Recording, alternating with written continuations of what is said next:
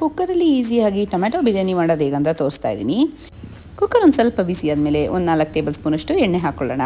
ಇದಕ್ಕೆ 1-2 ಪಲಾವ್ ಎಲೆ ಹಾಗೂ ಡ್ರೈ ಸ್ಪೈಸಸ್ ಹಾಕೋತಾ ಇದ್ದೀನಿ. ಒಂದು ಸ್ವಲ್ಪ ಸೋಂಫು, ಚಕ್ಕೆ, ಲವಂಗ, ಸ್ಟಾರ್ ಆನಿಸ್ ಎಲ್ಲ ಹಾಕ್ಕೊಂಡು ಒಂದು 10 ಸೆಕೆಂಡ್ ಗಮ್ಮನವರೆಗೂ ಹುರ್ಕೊಳ್ಳಿ. ಹಾಗೂ 2 ಈರುಳ್ಳಿನ ಸ್ಲೈಸ್ ಮಾಡಿ ಹಾಕೋತಾ ಇದ್ದೀನಿ. ಈರುಳ್ಳಿ ಎಲ್ಲ ಟ್ರಾನ್ಸ್ಪರೆಂಟ್ ಆಗಬೇಕು ಅಲ್ಲಿವರೆಗೂ ಹುರ್ಕೊಳ್ಳೋಣ.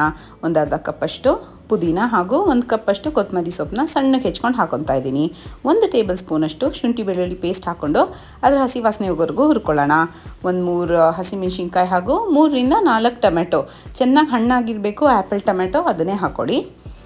1 ಟೀ ಸ್ಪೂನಷ್ಟು ಚಿಲ್ಲಿ ಪೌಡರ್, 1 ಟೀ ಸ್ಪೂನಷ್ಟು ಕಾಶ್ಮೀರಿ ಚಿಲ್ಲಿ ಪೌಡರ್ ಹಾಗೂ 1 ಟೇಬಲ್ ಸ್ಪೂನಷ್ಟು ಆಚಿ ಬಿರಿಯಾನಿ ಮಸಾಲ ಹಾಕ್ಕೊತಾ ಇದ್ದೀನಿ. ಹಾಕ್ಬಿಟ್ಟು ಹುರ್ಕೊಳ್ಳೋಣ.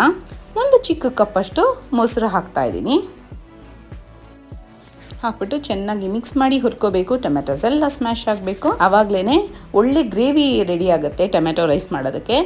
ನಾನು 1 ಗ್ಲಾಸಷ್ಟು ಬಾಸ್ಮತಿ ರೈಸ್ ಹಾಕ್ತಾ ಇರೋದಕ್ಕೆ 1 ಗ್ಲಾಸಷ್ಟು ಬಿಸಿ ನೀರು ಹಾಕೋತಾ ಇದ್ದೀನಿ.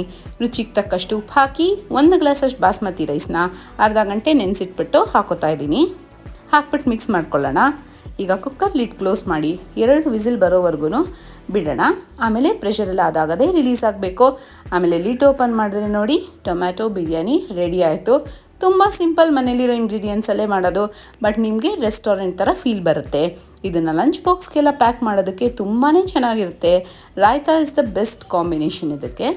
ನೀವು ಟ್ರೈ ಮಾಡಿ, ನೀವು ಖಂಡಿತ ಇಷ್ಟಪಡ್ತೀರಾ. ನೋಡಿ ಬೇಕಾದ್ರೆ ಅನ್ನ ಎಲ್ಲ ಹೇಗೆ ಉದ್ರುದ್ರಾಗಿ ಎಷ್ಟು ಚೆನ್ನಾಗಾಗಿದೆ ಅಂತ. ನನ್ನ ವಿಡಿಯೋ ನಿಮ್ಗೆ ಇಷ್ಟ ಆಗಿದ್ರೆ ಲೈಕ್ ಮಾಡಿ, ಶೇರ್ ಮಾಡಿ, ಕಮೆಂಟ್ ಮಾಡಿ ಹಾಗೂ ನನ್ನ ಚಾನಲ್ಗೆ ಸಬ್ಸ್ಕ್ರೈಬ್ ಮಾಡಿ. Thank you.